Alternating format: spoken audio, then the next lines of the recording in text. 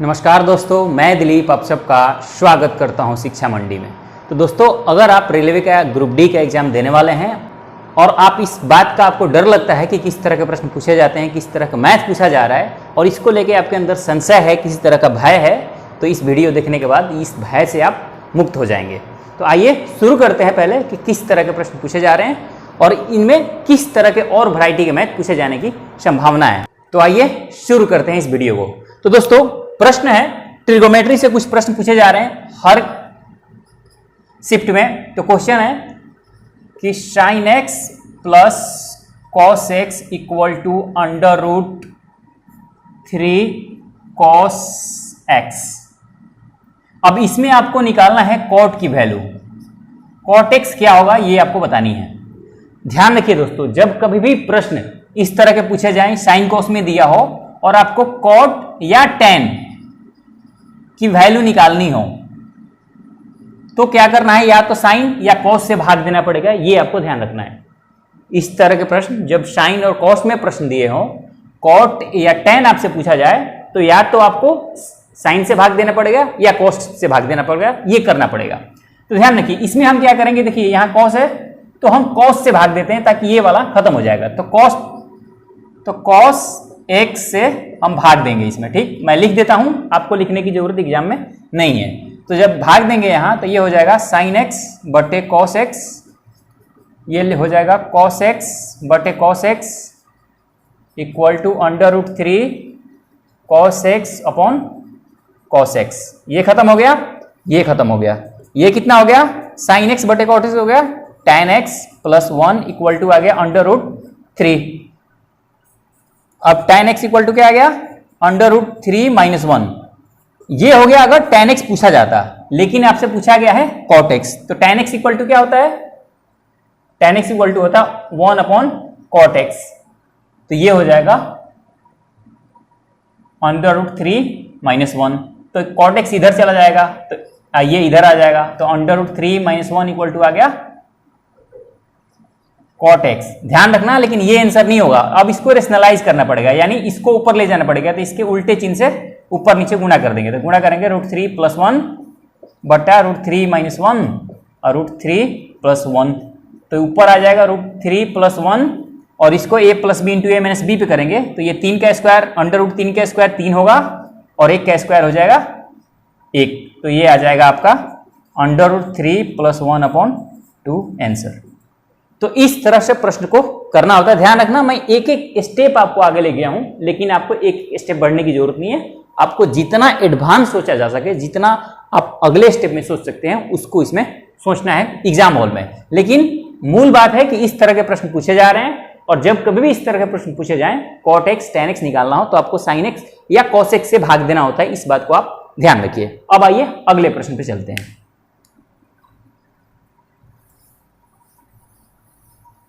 दोस्तों, अगला प्रश्न है जिसमें आपको छोटा या बड़ा निकालना है कि कौन सी भिन्न दिया हुआ है, उसमें बताना है आपको कौन सा सबसे छोटा भिन्न है। तो देखिए दोस्तों, 5/8 दिया हुआ है, 5/6 दिया हुआ है, 4/3 दिया हुआ है और 3/5 दिया हुआ है। इसमें सबसे छोटा बताना है आपको, सबसे छोटा, इनमें सबसे छोटा कौन है। देखिए दोस्तों, एक मैं मास्टर ट्रिक बता रहा हूं आपको, जिसमें इस तरह के कभी भी कुछ भी दिया हो उसमें अप्लाई हो जाना है। क्या है ट्रिक, तो सबसे पहले इन दोनों में मल्टीप्लाई करेंगे, क्रॉस मल्टीप्लाई। तो इसमें और इसमें मल्टीप्लाई करेंगे तो ये आ जाएगा 30। क्रॉस मल्टीप्लाई करना है, तिरछा तिरछी, और इसमें करेंगे तो ये आ जाएगा 40। इसका मतलब कि ये बड़ा है, ये छोटा है। एक तो इन दोनों में ये छोटा है, इनमें देखेंगे तो ऐसे मल्टीप्लाई करेंगे तो 9 और 4 में 5 से मल्टीप्लाई करेंगे तो ये हो जाएगा 20। इन दोनों में ये छोटा है। अब इन दोनों वाले छोटा से में मल्टीप्लाई करेंगे, यानी 5/8 और 3/5 आ गया। और 5 में 5 से करेंगे तो 25 और 8 में 3 से करेंगे तो 24। इन दोनों में छोटा कौन है, 3/5। तो ये हो जाएगा 3/5 आंसर। अगर बड़ा निकालना होता तो फिर ये इन दोनों में बड़ा ये है और इन दोनों में बड़ा कौन है, ये है। तो इसको और इसको लेके करते तो ये बड़ा हो जाता। तो इस तरह से प्रश्न को करना है। जब कभी भी भिन्न दिया हुआ 3, 4, 5, उसमें से छोटा या बड़ा निकालना हो तो ये सबसे मास्टर ट्रिक है। लेकिन एक और तरीका है, ध्यान रखिए। इनमें अगर आप देखते हैं, यानी दिया क्या है, मैं बोल देता हूं 5/8 5/6, 4/3 और 3/5। इसमें देखते हैं कि जो अंश दिया हुआ है वो हर से छोटा है। ये 5 है तो ये 8 है, 5 है तो ये 6 है। इसको छोड़ के तो ये देखते हैं कि 4 जो है वो 3 से बड़ा है, यानी हर से अंश बड़ा है, केवल यही एक नंबर है, तो ये सबसे बड़ा हो जाएगा। तो ये भी आपको ध्यान रखना होता है कि इस तरह से भी प्रश्न पूछ लिया जाता है। लेकिन सबसे मास्टर ट्रिक ये है, जब भी पूछे तो बिल्कुल कुछ नहीं सोचना, इसमें और इसमें मल्टीप्लाई करिए, इसमें मल्टीप्लाई करिए, इन दोनों में जो बड़ा है वो सबसे बड़ा हो जाएगा, इन दोनों में जो छोटा है वो छोटा हो जाएगा। उसके बाद इन दोनों को उठाइए, इसमें कर लीजिए, और फिर इन दोनों में से जो बड़ा छोटा आ रहा है, जो चीज पूछा हुआ है उसको आप क्रॉस मल्टीप्लाई करके आसानी से निकाल सकते हैं। तो इस तरह के प्रश्न पूछे जा रहे हैं, इसको आप रिवीजन कर लीजिएगा, इसको आप ध्यान में रखिएगा। आइए अगले प्रश्न पे चलते हैं कि और किस तरह के प्रश्न पूछे जाते हैं।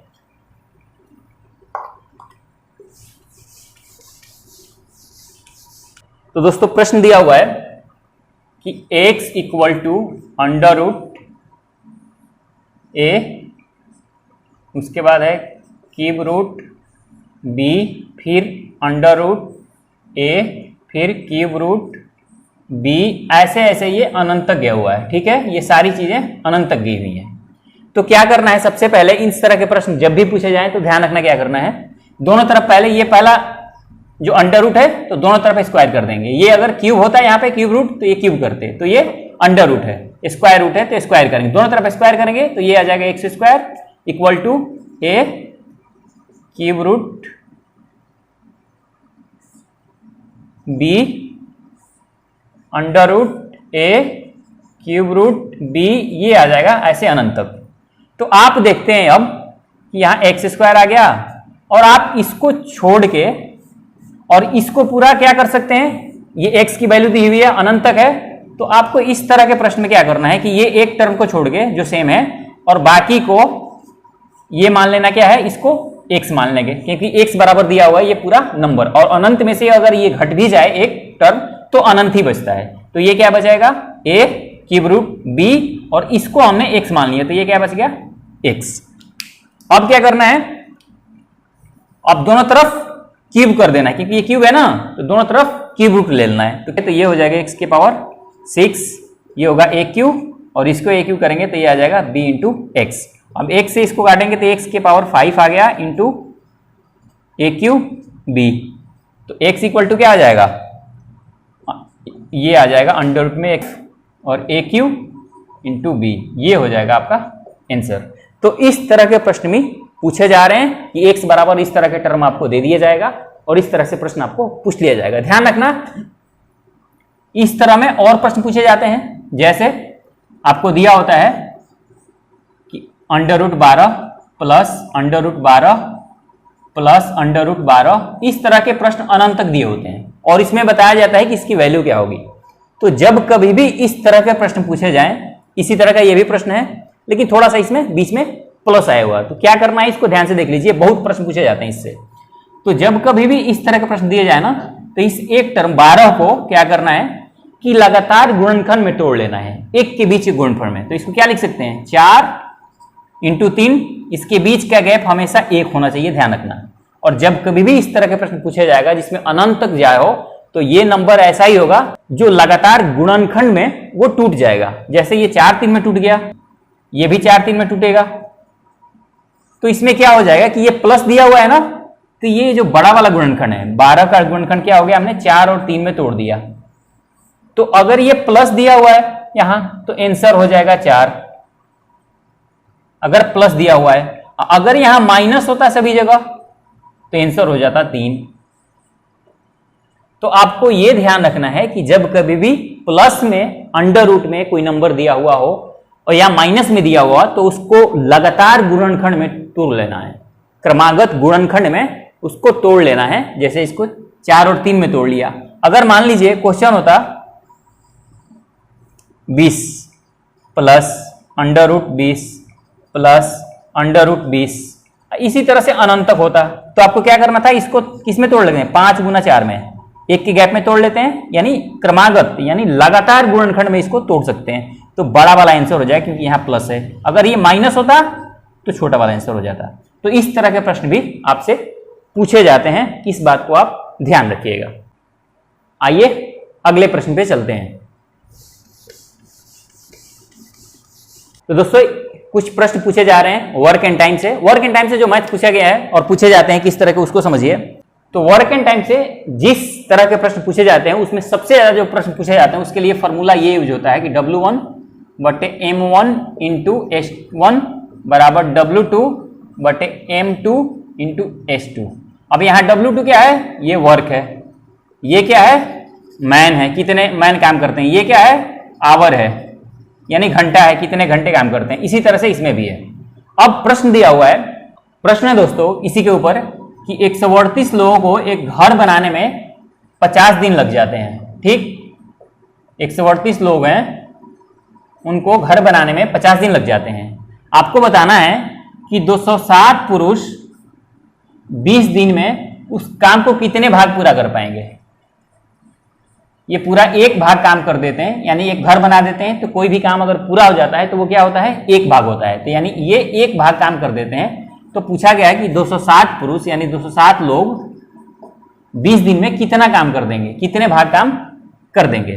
तो मैंने क्या कहा कि W1 M1 इंटू M2, यानी W1 मतलब काम लिखना है, काम कितना है पहले में एक भाग बटे, अब लिखना है M1 लोग कितने हैं 138 गुना H1 दिया हो। H1 का मतलब कितने आवर, लेकिन आवर में यहाँ नहीं है, दिन में दिया हो, तो यहाँ दिन लिख देंगे, यानी ये समय होता है H1 का मतलब। तो यहाँ समय क्या दिया हुआ है, 50 दिन दिया हो। अगर घंटे दिया हो तो घंटे लिखते, तो 50 इक्वल टू लिख देंगे।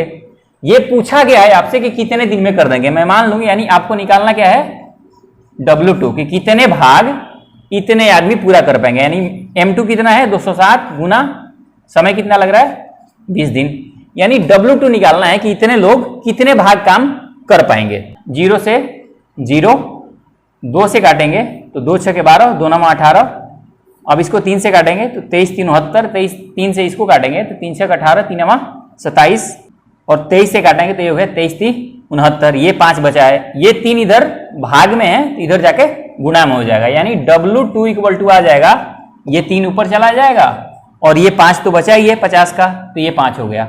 यानी कि 260 लोग 20 दिन में 3/5 भाग काम ही कर पाएंगे, यानी घर का 3/5 भाग ही काम कर पाएंगे ये 260 लोग 20 दिन में, जबकि 138 लोग 50 दिन में पूरा भाग काम करते हैं। तो इस तरह के प्रश्न भी पूछे जा रहे हैं आपसे। ये फॉर्मूला आप याद करिए, W1 बटे में M1 इंटू S2। S2 का मतलब होता है समय, यानी घंटे में दिया हो या दिन में दिया हो उसको लिखेंगे। ये होता है W2 बटे M2 इंटू S2, यानी दूसरा जो कंडीशन दिया हुआ है कि जैसे 260 लोग 20 दिन में कितना भाग काम करेंगे। कई बार आपको वर्क दे दिया होता है, घंटा निकालना होता है या दिन निकालना होता है या मैन पावर निकालना होता है, तो ये बहुत ही इंपॉर्टेंट फॉर्मूला है वर्क एंड टाइम का। इससे प्रश्न काफी पूछे जाते हैं, तो इसको आप नोट जरूर कर लीजिए, इस पे ध्यान रखिए, इस तरह का प्रैक्टिस मैथ का कर लीजिए आप। आइए अगले प्रश्न पे चलते हैं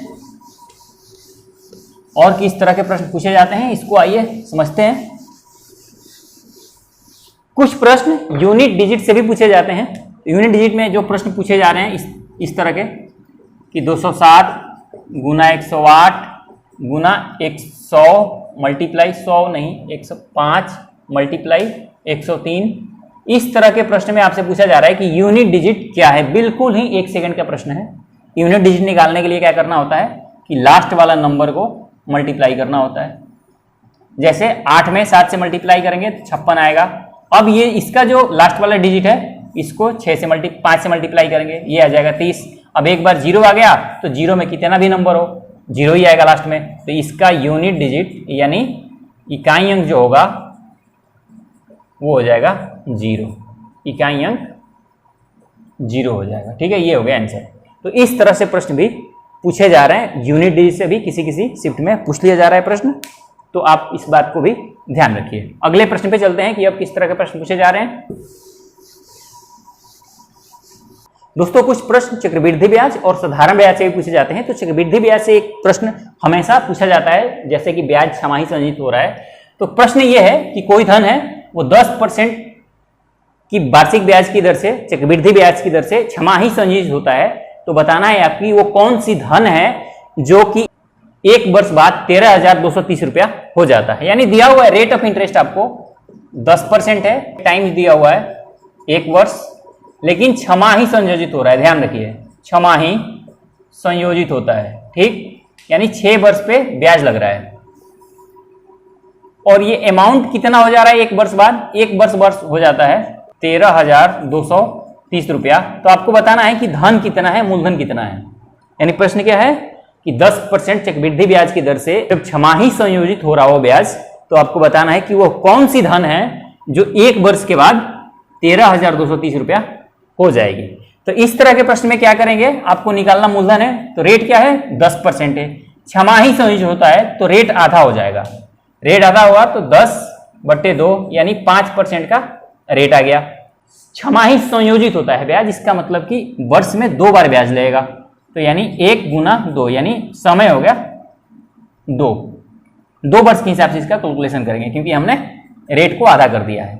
अब आपको पता है, अब इस 5% आ गया तो 5% को क्या लिख सकते हैं हम 1/20, 5% को 1/20 लिखते हैं। तो नीचे वाला क्या होता है, हमेशा मूलधन होता है, और ये होता है ऊपर वाला इंटरेस्ट, यानी मूलधन। और अगर अमाउंट के हम रेशियो लें तो नीचे वाला मूलधन हो गया 20, और इसमें 1 अगर जुड़ जाएगा ये ब्याज तो ये हो जाएगा 21 रुपया अमाउंट। और 2 साल की बात है तो एक बार ये हो गया और एक बार इसी तरह से और लिख देंगे 20-21। अब क्या करेंगे, इसको मल्टीप्लाई करेंगे तो ये आ जाएगा 441, ये हो जाएगा 400 रुपया। ये आ गया अमाउंट कि अगर मूलधन 400 है तो अमाउंट हो जाएगा 441। अमाउंट आपको दिया हुआ है 13,230 रुपया अमाउंट दिया है, तो इस अमाउंट से इसको भाग दे देंगे 441 से। अब जो निकालना होगा उससे मल्टीप्लाई, निकालना क्या है मूलधन, तो मूलधन यहाँ कितना है 400 रुपया, तो 400 से मल्टीप्लाई कर देंगे। तो इसको जब काटेंगे तो ये कट जाएगा, 3 बार में 30 आ गया, और ये मल्टीप्लाई करेंगे 30 में और 400 से, तो 4 × 3 = 12, 2 0 1 3 0, यानी 12,000 रुपये का मूलधन होगा जब कभी भी इस तरह के प्रश्न पूछा जाएगा।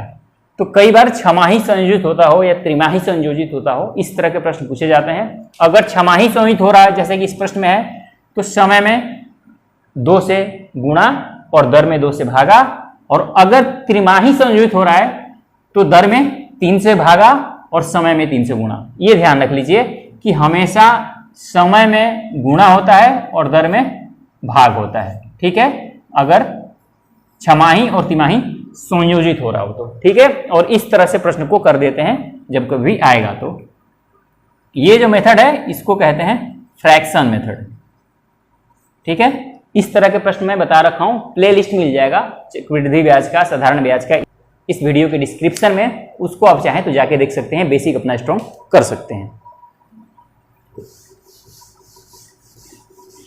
कुछ दोस्तों प्रश्न इस तरह के भी पूछे जा रहे हैं कि a = दिया हुआ है 2 - √5/2 + √5, और b = दिया हुआ है, मैं यहां लिख देता हूं, b = दिया हुआ है 2 + √5/2 - √5, और आपको निकालना है a² - b², ठीक है। इसकी वैल्यू आपको निकालनी होती है। तो देखिए दोस्तों, इस तरह के प्रश्न में क्या करना है कि सबसे पहले इसको छोटा कर लेंगे। तो a को अगर छोटा करेंगे तो रेशनलाइज करेंगे 2 - √5/2 + √5। अब नीचे वाले के अपोजिट से ऊपर नीचे गुणा कर देंगे, तो ये अगर गुणा करेंगे इससे तो ये स्क्वायर बन जाएगा, तो ये क्या आ जाएगा 4 - 2ab पे तोड़ देंगे 4 √5 और प्लस आ जाएगा 5/a + b × a - b करेंगे तो ये 2 दूना 4 हो जाएगा, और √5 के करेंगे स्क्वायर तो 5 आ जाएगा। तो ये आ जाएगा 5 × 4 = 9 - 4 √5, और इसको करेंगे तो ये आ जाएगा -1, यानी -1 को ऊपर ले जाएंगे आप जब, तो क्या हो जाएगा -9 प्लस 4 √5, यानी ये पहले आ गया पहले वाले का। इसी तरह का जब b का करेंगे आप, b का निकालेंगे तो ये हो जाएगा 2 + √5 का स्क्वायर, क्योंकि नीचे वाले के अपोजिट से मल्टीप्लाई करेंगे, और ये हो जाएगा, ये दोनों सेम होगा, a + b × a - b, इसके अपोजिट से करेंगे तो ये भी आ जाएगा -1 यहाँ। तो इसको मल्टीप्लाई करेंगे आप जब, तो ये 4 + 4 √5 2ab + b² का मतलब हो जाएगा √5 का स्क्वायर 5/-1 है, यानी ये आ गया 9 + 4 √5/-1। अब -1 से ऊपर जाएंगे जब तो ये दोनों माइनस में आ जाएगा, यानी ये आ गया a ये आ गया b। अब निकालना है a square minus B square, तो a square minus B square equal to क्या होता है, a plus B into A minus B. अब आराम से इसकी वैल्यू रख लीजिए, a प्लस बी का अगर वैल्यू रखते हैं तो a इक्वल टू क्या है, -9 प्लस 4√5 और प्लस b करेंगे कितना है, तो माइनस से करेंगे जब प्लस में, तो ये सब माइनस है तो ये भी माइनस हो जाएगा और ये भी 4√5 माइनस होगा, तो ये और ये खत्म हो गया, एक तो ये हो गया और दूसरा कितना है, a माइनस बी है, a माइनस बी करेंगे तो 9 प्लस 4√5 ये हो गया a, और जब माइनस करेंगे तो ये दोनों प्लस हो जाएगा, क्योंकि माइनस करना है तो ये चिन्ह बदल जाएगा, तो 9 और प्लस 4√5 यानी ये और ये 9 खत्म हो गया। तो बचा क्या यहाँ पे, यहाँ आ गया -18 और गुणा यहाँ क्या आ गया, 4 और 4 8√5 यानी ये आ जाएगा 18 144 -144√5 आंसर। तो इस तरह के प्रश्न जब भी पूछे जाएंगे तो ध्यान रख लेना कि आपके पास टाइम है कि नहीं है इसको सॉल्व करने, क्योंकि 1 या 1.5 मिनट का समय इसको करने में आपको आराम से लग जाएगा। तो इस तरह के प्रश्न जब भी आए तो इसको आप मार्क कर लीजिए कि आप लास्ट में अगर समय बचता है सारे क्वेश्चन करने के बाद तब आप इसको करें, अदरवाइज इस तरह के प्रश्न को छूने की कोई जरूरत नहीं है। अगर आपके मैथ में सही भी हैं, आप बहुत ज़्यादा एक्टिव भी हैं, बहुत फास्ट भी बनाते हैं, तो इस तरह के प्रश्न में गलती होने की संभावना होती है। तो बुद्धिमानी यही है कि 3 राउंड में प्रश्न करिए। पहले राउंड में सबसे जो इजी क्वेश्चन है उसको अटेम्प्ट करिए, एकदम 20 मिनट में पहला पेपर खत्म। दूसरा बार जब करिए तो उसमें उस तरह के प्रश्न कीजिए जिसमें थोड़ा सा संशय हो, 10-20% का संशय लगा हो कि हाँ शायद ये ना हो, बाकी 80% आप कर दें, उस तरह का प्रश्न करिए। और तीसरा राउंड जब आपके पास 5 मिनट या 10 मिनट का समय बचता है तब आप उस दौर में वह प्रश्न करें जिसमें आप स्ट्रांग हैं लेकिन आपने किया नहीं है, क्योंकि वो टाइम टेकिंग है, उसमें लगता है कि उसमें उलझाने वाला मैथ है, तो उस तरह के प्रश्न आप यानी इस तरह के प्रश्न आप उठा सकते हैं। और एक और चीज कि जब भी आप परीक्षा में जाएं तो सुकून से जाएं, समय से पहुंच जाएं, ताकि आपके अंदर कोई हड़बड़ाहट ना हो। एग्जाम हॉल में पहले पहुंचे, सीट पे पहले बैठ जाएं, आराम से गहरी सांस लें क्वेश्चन आने से पहले और सुकून से शांति से एकाग्र होकर प्रश्न करें। हड़बड़ाएंगे, एक्साइटेड होंगे, लो फील करेंगे, इससे कोई मतलब नहीं बनता, एग्जाम क्लियर नहीं होगा। अगर आपकी तैयारी बहुत बढ़िया है तब भी, तो एग्जाम को क्रैक करने का मतलब केवल ये नहीं है कि आप बहुत ज़्यादा पढ़ के गए हैं तो आप क्रैक कर देंगे। एग्जाम देने की एक स्ट्रेटजी होती है जिसमें आप वहाँ जाके आराम से सबसे पहले आप पहुँच जाइए टाइम से एग्जाम सेंटर पे, वहाँ पे अपने सीट पे जाइए, अपने समय से सीट पर बैठ जाइए, वहाँ आराम से माहौल को भापिए, उसको एंजॉय करिए उस टाइम को। और कुछ चीज़ें जो आप अगर नोट करना चाहें, कॉपी मिल गई है तो, जैसे रीजनिंग के लिए आप ABCD में 1-2 लिखते हैं, कुछ फार्मूला लिखना चाहते हैं तो आप उसको लिख लीजिए, लेकिन रिलैक्स रहिए। अगर रिलैक्स नहीं होंगे आप एग्जाम हॉल में तो बिल्कुल एक्साइटेड होके आप क्रैक की एग्जाम को नहीं कर सकते, इस बात को जान लिए। तो मेरे तरफ से बेस्ट ऑफ लक। अगर ये वीडियो लगा हो तो वीडियो को लाइक कर दीजिए, और इस तरह का प्रश्न और वीडियो चाहिए तो आप वीडियो में कमेंट्स कर सकते हैं। देखने के लिए आपका बहुत बहुत धन्यवाद। मिलते हैं अगले वीडियो में, तब तक के लिए नमस्कार।